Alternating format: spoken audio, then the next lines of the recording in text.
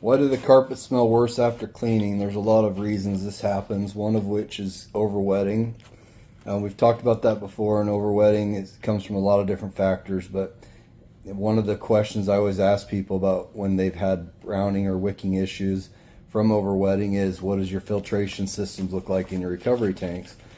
Those are so important, so critical. We need to make sure that we keep those clean, that water and air flow through them, and that they are actually doing their job in filtering contamination. Another reason we get the carpets smell worse after cleaning, here's a real silly one that a lot of people forget about, is wool.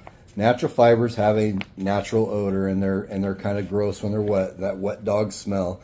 It happens all the time on natural fibers. Give it a little time, it will go away, but during it, it's going to be gross. Another reason is activation of bacteria. So bacteria in Arizona is not such a factor. We don't have a lot of mold issues here. But let's go back east. We're going to have a lot of mold issues, a lot of mildew issues from the moisture content, humidity levels always being super high. When you've overwetted the carpet, you've accelerated the spores, or you've excited the spores again because you've given them more food source, and so now they're going to start actively growing and being active again. In those climates that you've got that those humid environments, you want to make sure you do a really good job extracting to make sure that you're not leaving the carpets over wet and creating environments for that stuff to happen.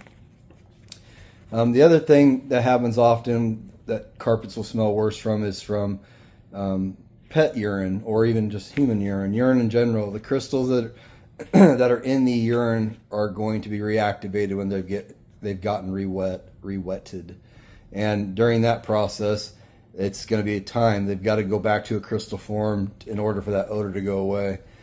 So that's where products like EOC X2 are really amazing, because you have a lot of different things happening in that product, but they're breaking down those crystals and basically they're eliminating them so that when it does get rewetted, it doesn't smell. There's other methods too. SORX2 is a flooding process that we have that works amazing, and people really do like it. So other things is substrates. Is our subfloor contaminated? Did they put new carpet and pad over a gross subfloor?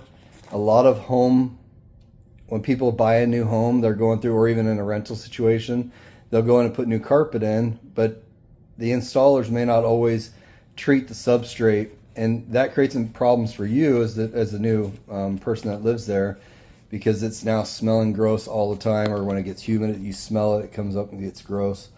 So that's another important one, which a lot of us don't have control over, but if we're overwetting the carpet, the smell will get kicked up.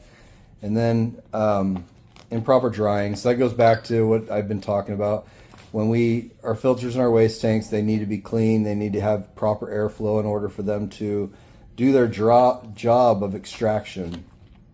When we're doing VLM cleaning, that really isn't a big factor, because our VLM is very low moisture cleaning, or end cap cleaning. We're basically staying on top. We're not working our way all the way down from the bottom up. And so we don't have those issues as much. But when we're doing a steam cleaning or hot water extraction, you can potentially have those issues. So you need to make sure all the different things are popping. The other thing too, so with smells and odors and fibers after cleaning, is, are we using the right proper rinse agents? The rinse agents, again, Pure Force's rinse agents are loaded with alcohol to help speed dry the carpet. When speed drying happens, all those issues of overwetting, contamination that resurfaces from it drying kind of goes away, and that's why it's important to use a rinse agent. So I think we've covered some of the odor causing sources and why the smells sometimes are worse than before you cleaned it. It's because you kind of activate things, and it's really important that you hire people who are competent and professional to do the job the right way.